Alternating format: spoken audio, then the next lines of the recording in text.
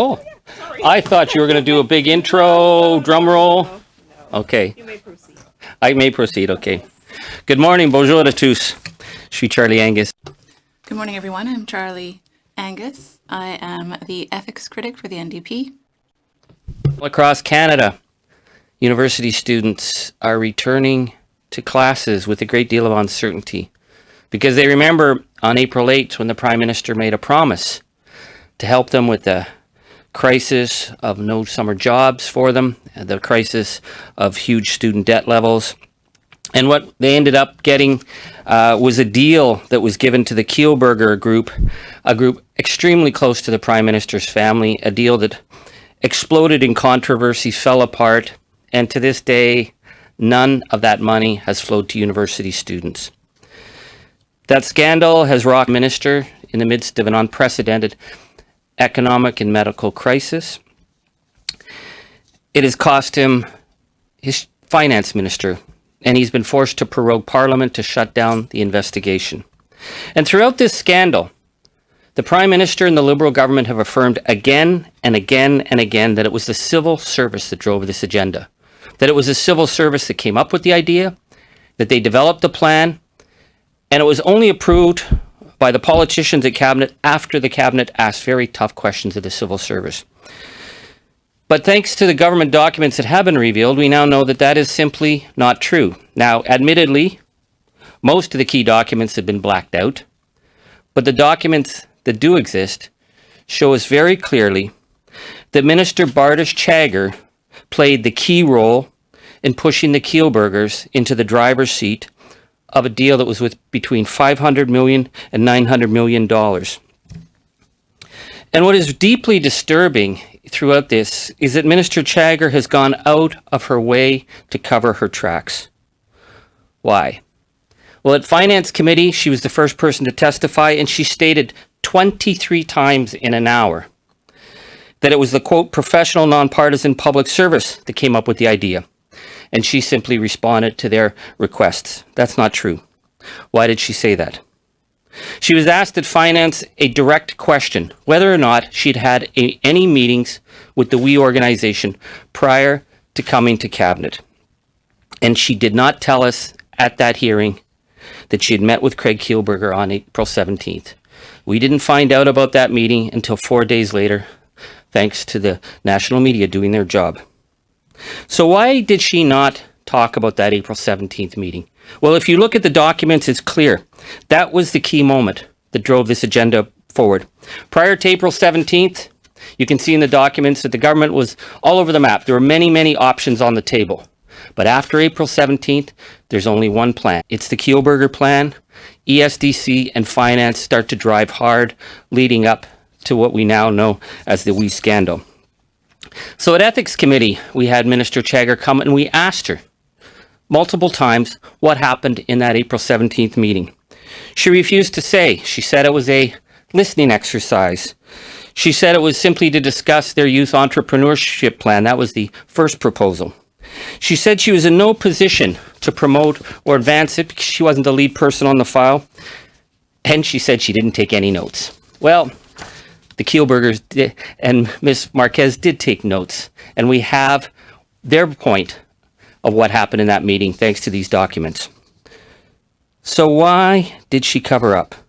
Was she doing this on her own? Was she trying to garnish her relationship to the Prime Minister when everyone knew that the Kielburger organization was extremely close to the Trudeau family? So close that the documents show that they used pictures of the Trudeau family in their plan to advance the program through all the levels of government. So what do the documents show? Well, on April 17th, Minister Chagger has the meeting that she does not tell Finance or the Ethics Committee about.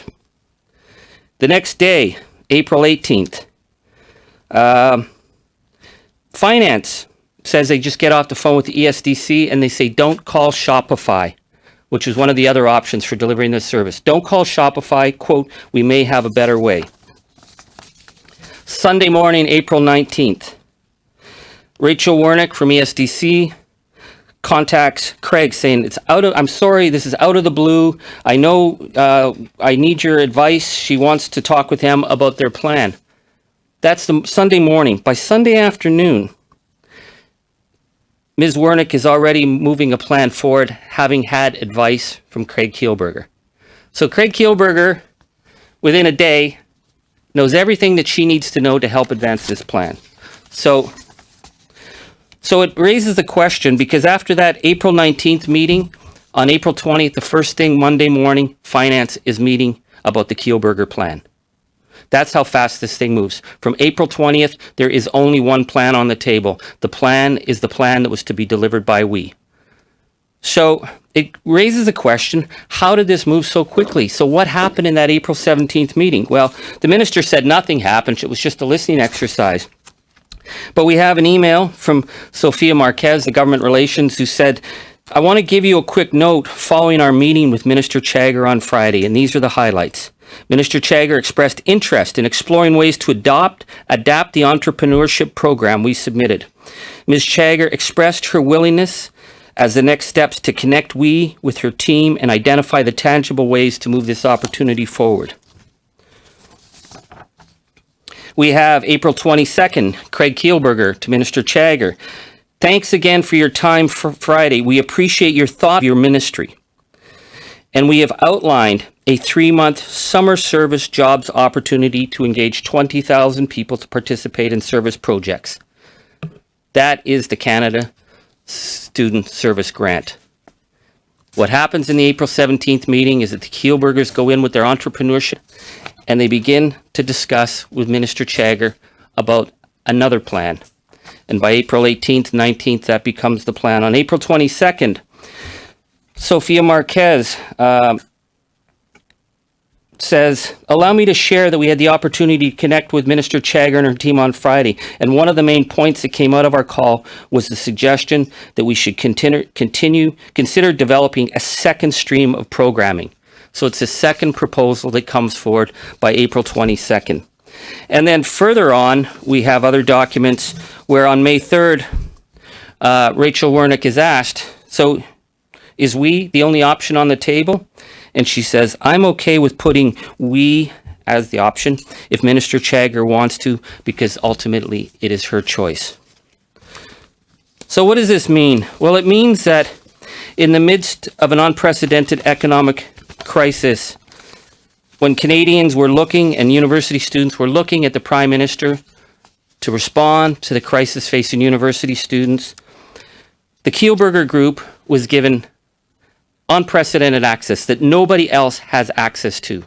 Access in meetings with ministers, Minister Ning, Minister Morneau, Minister Chagger, to advance the plan. They're giving the advance information on what becomes the Prime Minister's announcement on April 22nd. And by the time the Prime Minister has made his announcement on April 22nd, the Kielburgers, ESDC and Finance are already writing together what becomes the service grant. This is not how you do government business. And I'm very concerned because Minister Chagger was given multiple opportunities to explain her role, and she refused to explain her role, and I think that that's very troubling. Pendant le scandale, During the We scandal, Mr. Trudeau's government continuously asserted that it was the public service that was responsible for the plan. The Liberal government said that it was the public service that developed the plan and presented it to Cabinet. But the documents reveal that that's not true. In fact, Ms. Chagger played a key role in promoting We Charity.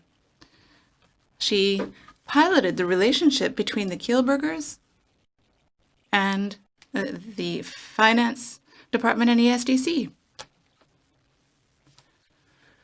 There were a number of options on the table to help students before the 17th of April, but after the meeting with Ms. Chagger, We became the only option. And the minister continued to promote We Charity.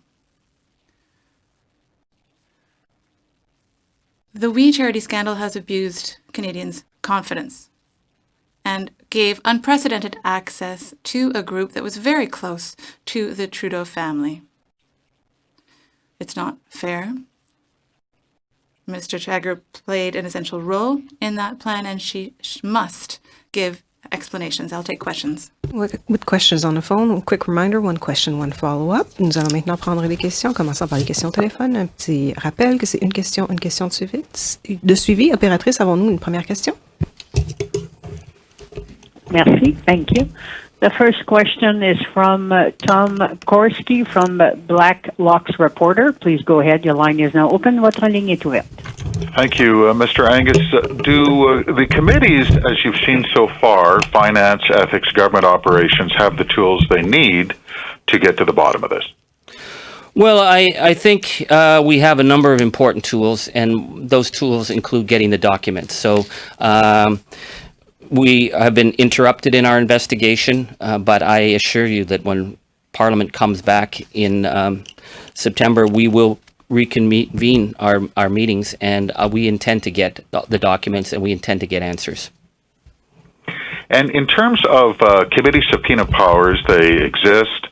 You can compel witnesses. It's rarely been exercised in terms of enforcement. Do you see any point where it may be necessary for any committee to look seriously at its enforcement powers? That's a really good question. On the Ethics Committee in the last Parliament, the issue of subpoena and getting access to documents became a very important issue, and I think we used our powers. We threatened subpoenas against witnesses during the Cambridge Analytica investigation. We obtained hard drives from some players. We obtained documents that we felt were important for the parliamentary work. So in terms of this, I'm not going to speculate if we need to use these powers to get more answers from the We organization or for the government. We expect that people will play a fair role, understand their responsibility to answer Parliament, but we do have these powers, and we have used them at ethics in the past. Operator, Thank you very much. Operator, next question. Thank you. Merci. The next question is from Cormac McCarthy from City News. Please go ahead. Your line is now open. Votre ligne est ouverte. Hi, Mr. Angus. What recourse, if any, do you or any other MPs have to try and get any access to the blacked out information in the We documents? What's really disturbing from the blacked out documents with the We government documents concerning We is that the government has claimed that this was done by the law clerk, that he was just protecting privacy, and we know now that that's not true. What disturbs me is if we can see what's already in the documents, it shows clear political interference, a clear political drive from the ministers. What we don't have behind those documents may get us even closer to the truth. So we will be pushing for the unredacted documents, because the government was given an order to present those documents. The government has tried to protect themselves politically, but they need to answer to the Canadian public for this. And we have a responsibility as parliamentarians to ensure that money being spent in a pandemic is being spent for the interests of the Canadian people and not just friends of the Liberal Party. And my follow-up is on a different matter. The PCO announced today that Quintet Consulting has been hired to investigate the harassment allegations against Governor General Julie Payette. But in the terms of reference, along with conducting interviews with current and former staff, a final report is expected in the fall, and Monique LeBlanc, who's the president of the PCO. But the terms also state the independent third-party reviewer will not be publicly releasing the review report unless required to do so by law. So what do you think of the development in the investigation into the claims against the Governor General? And do you think that the results of this report should be released publicly so Canadians can see the specific allegations and what this firm, this independent firm, recommends in terms of action to deal with this?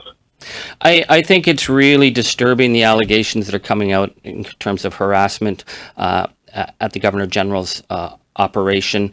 I have met Madame Payette a number of times, and I have enormous respect for her people and has to meet the highest standards. And these allegations are deeply concerning I understand that in investigations of harassment, there are privacy provisions, and I respect that because the people coming forward need to know that their rights will be protected as well. So I'm asking Minister LeBlanc to make a public promise that the overall recommendations of what is found will be made public, and if there's actions that need to be taken, he commits publicly that they will be taken. If there are particular details that need to be kept private to protect the whistleblowers coming forward, I'm okay with that, but I want to know that Minister LeBlanc is going to represent the interests of the Canadian people first and foremost and not try and slip this under the carpet. Opératrice, prochaine question. Thank you. Merci. La prochaine question est de la presse. La parole est à vous. Your line is now open. Merci. Bon. Thank you. Hello, Mr. Angus. Are you asking for Mr. Chagger's resignation?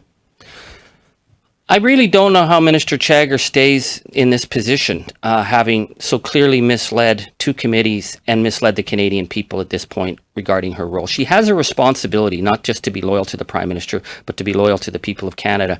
So why was she doing this? Was she doing this on her own because she just thought the Kielburgers were a great organization and she drove that? Was she trying to win favor with the Prime Minister because obvious the connection between the Prime Minister and the Prime Minister's family?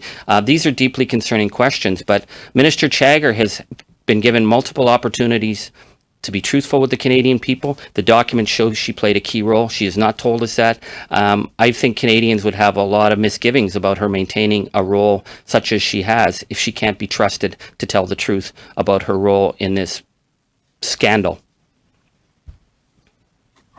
But so to be clear, yes or no, is it a formal NDP request that she resign? Well, Minister Morneau was forced to resign from this scandal because of his involvement with the Kielburgers. We now know that Madame Chagger played a huge role, so yes, she should step down from her failure to come clean and explain why she had that meeting, what happened in that meeting, and why she drove this. We understand that things can go wrong, but it's up to a minister to be truthful with the Canadian people, and she has failed in that responsibility. We'll now take questions from the room. Nous allons maintenant passer aux questions dans la salle. Hélène? Yes, hello, Mr. Angus. Hélène Buziati from Le Devoir.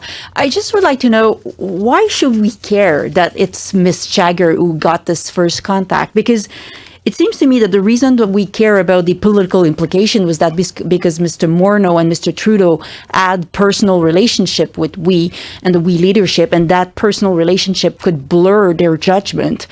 Miss Chagger did not have such a relationship. So why is it important to see that she is the one who came up with that idea and pushed that idea? I think that's an extremely good question. I mean, certainly Minister Morneau and Minister Trudeau need to explain why they did not recuse themselves when they had such close financial and personal relationships with the Kielburger Group. That is one of the fundamental reasons this scandal became so big.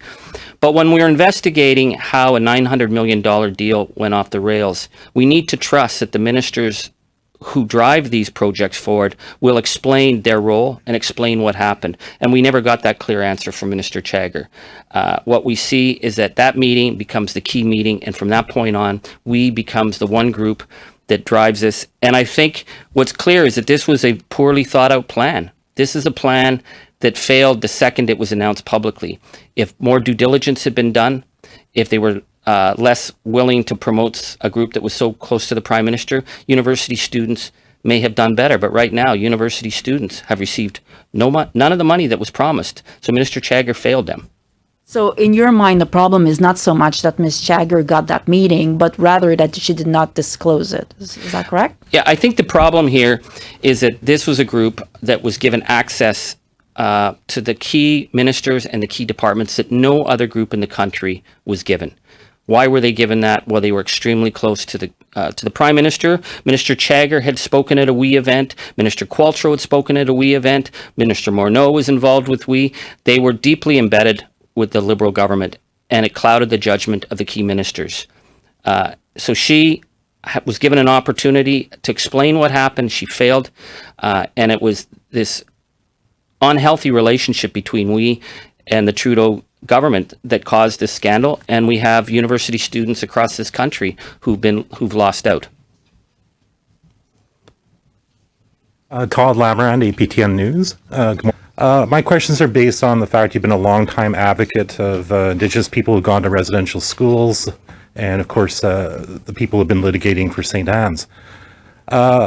So I wanted to get how you would characterize the announcement just made by Minister Wilkinson that 2 residential schools are going to be named historic sites. How would you characterize it based on the fact that this is a recommendation out of the TRC?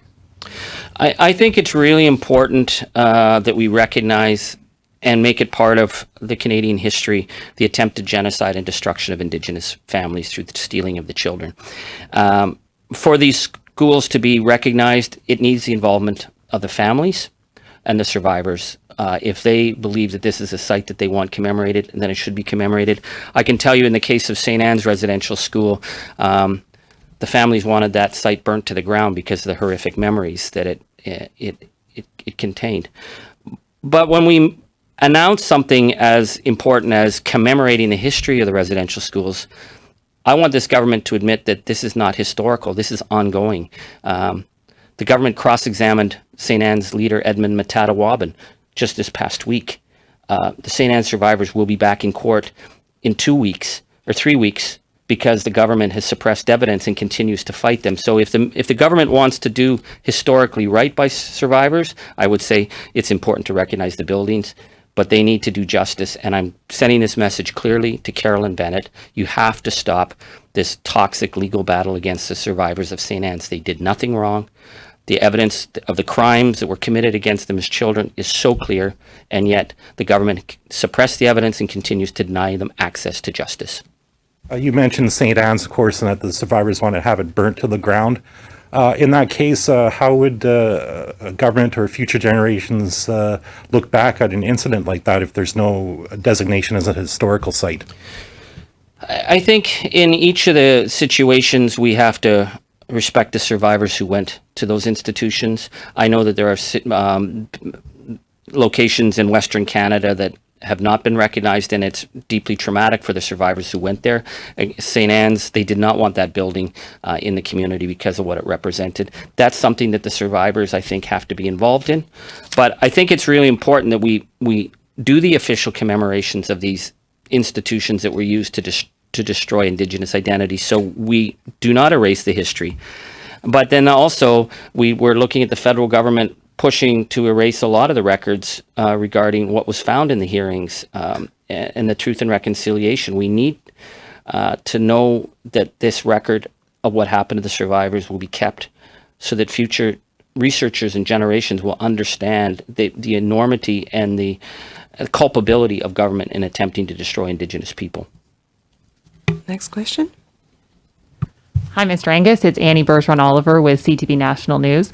On any given day, the federal government and the bureaucrats are negotiating and signing contracts.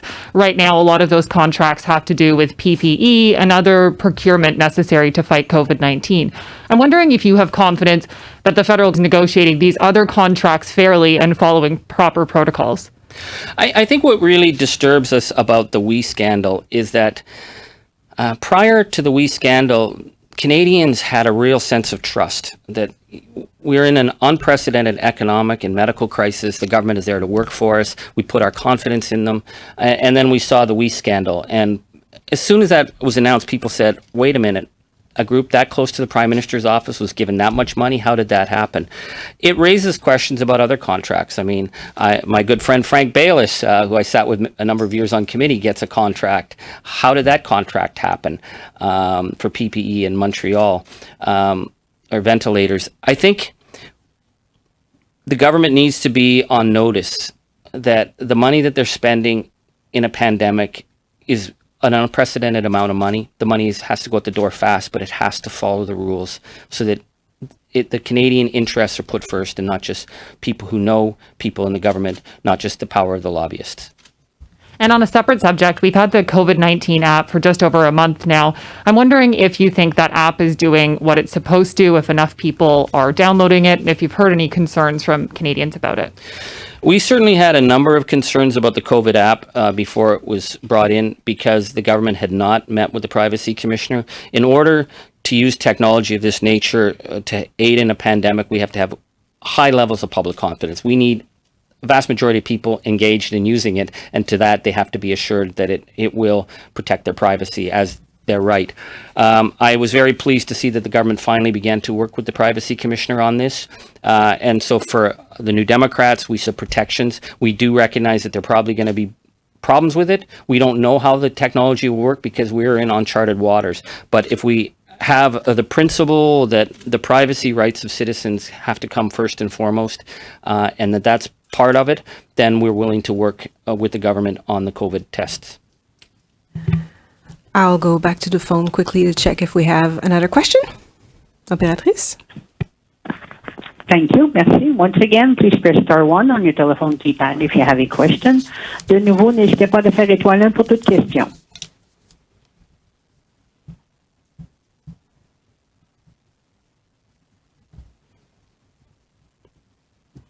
There are no questions registered at this time. Il n'y a pas de questions pour le moment, alors je vous retourne l'appel. Back to the room, retour dans la salle. Merveilleux. Bonjour, Monsieur Angus. Hello, Mr. Angus. Catherine Lévesque, presse canadienne. Just going back to Ms. Chagger, is her resignation a condition for the NDP to support the throne speech in 3 weeks? Our focus right now is getting Canadians through the biggest economic and medical crisis in a century. We're asking the Prime Minister to do the right thing, to work with the opposition, to put forward a plan to get Canadians through what could be a very hard and difficult fall and winter. We expect accountability from the government, and I expect the Prime Minister to show accountability, but our focus right now is going to be what's in that throne speech when it comes to whether we support the government or not. Okay, so I'm understanding that the NDP still hasn't made a decision as to whether it will support or not the throne speech? Well, we have said to the Prime Minister, you have an opportunity in a minority government to work with the opposition. We are calling for a progressive vision that will get us Canadians through this unprecedented economic and medical crisis. We want to work with you, but we're not going to be pushed around. So it's up to the Prime Minister. We've reached out our hand to work with him, and we shall see what he does when we come back in September. Next question. Yes, sir. Lee Berthium, Canadian Press. I just wanted to ask, having gone through these 5,000 plus documents, did you see any indication of nefarious intent here? I think what we saw is a lot of blacked out documents. So we're having to parse what we found. I think what's really disturbing is that clearly the April 17th meeting becomes the key meeting. So why didn't Minister Chagger, when she was asked at committee, say, oh yeah, I met with them on April 17th. She didn't say that. She was asked at ethics, why didn't you tell us that? She skated around. It made us start to look at that April 17th meeting, and we saw that that was a key driver in this. What I found was really disturbing in the documents was the fact that in the PowerPoint presentation used to promote this to government and to senior cabinet ministers and their staff, they were using pictures of the Trudeau family. I don't think you could make it any clearer that the Kielburgers knew that they were very close to the Prime Minister, and they knew the Prime Minister was very close to them. I think that that was very, very unacceptable. And the fact that at no point do we see anywhere in any of the documents that anyone raised a question of ethical conflict of interest, it, to me, is very damning about the operating culture within the Prime Minister's office. And you referenced students numerous times. What more needs to be done for students, especially as they're about to start classes again? I think that $900 million that was promised, that was never delivered, should be used to help deal with student debt. We have a number of students who are having to consider whether they're going back to school or not. With this crisis, I think the Prime Minister could send a very clear message and say the money that was supposed to be in this bizarre volunteer scheme that they came up with, we could use that to deal with student tuition right now, and I think that would take a lot of pressure off students. Next question. David Thurton, CBC News. You mentioned in one of the documents that there was a message from Rachel Wernick to Minister Chagger about saying that this was a decision that should be in the hands of the minister. sorry to get all technical and processy. Where, what's the page number? Where can we find that document? I can give you, there's two documents that one says, one's a handwritten note that says this is in the minister's office. Like the decision power, the driving is coming from the minister's office. There's another where I have the document and I can get it for you, where Wernick is asked why is she not mentioning we. In particular, is we the only option on the table? And she says, I'm okay with putting we if Minister Chagger wants to. Ultimately, it's her choice. So for Minister Chagger to tell us that, Rachel Wernick came up with this idea and she brought it to me and then I listened to her and then I asked a lot of tough questions. And after the civil service did all their work, I agreed. What we're seeing from Rachel Wernick is saying this is being driven by Minister Chagger. So I can get you that document. Would you be able to just stay behind and maybe you can just show us where those documents are coming from? Because it's a lot of pages and that would help us a big deal. Yeah. And so essentially, are you saying to us today, because we've heard from numerous public servants, that this was the decision to award we the contract was a decision that was independently made by public servants? Are you essentially saying that we're not hearing the truth from these public servants? Well, I think the documents show us clearly that after that meeting with Minister Chagger, we is put in the driver's seat. That at that 17th meeting, what they go in to talk about their first proposal becomes the second proposal. That both Craig Kielburger references the suggestions from Minister Chagger and the offer to push it forward. Sophia Marquez mentions Chagger's willingness to put it forward and the fact that it was a second proposal. So within the next day, other options are being told, stand down, don't call Shopify. We may have another option on the table. By Sunday evening, ESDC has a plan that's already with Craig Kielburger, and by the Monday morning, Finance is meeting with them. And from that moment on, if you look at the documents, there is no other suggestion on the table. That's the only suggestion. So it happens in that April 17th meeting. That is completely contrary to what the Liberals told us. The Liberals told us again and again and again that this was all, come up with a civil service. It was all from them. It was all their idea, and we just asked questions afterwards. That's not what the documents tell us. Thank you. Ceci met fin à la conférence de presse. This concludes the press conference.